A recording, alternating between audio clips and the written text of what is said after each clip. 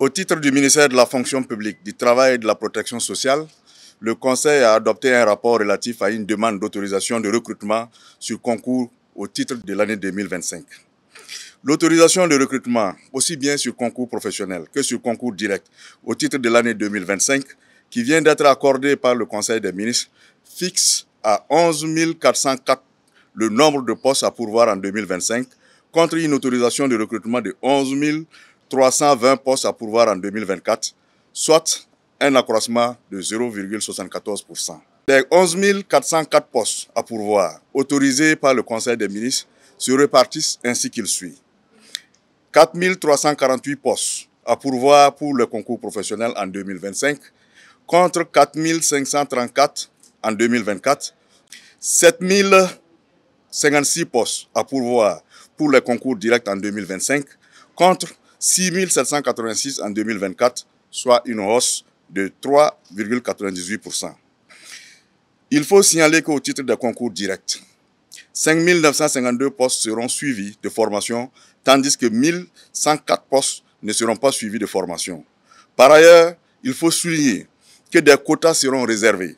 dans certains effectifs à recruter sur concours direct au profit des volontaires pour la défense de la patrie et les agents communautaires qui en remplissent les conditions. Ces quotas seront précisés dans les actes d'ouverture des concours concernés.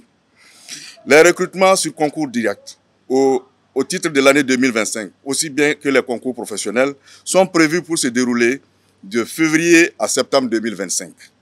soit de février à avril 2025 pour les concours professionnels et de février à septembre pour les concours directs. L'adoption de ce rapport permet à mon département d'organiser les concours professionnels et directs au titre de l'année 2025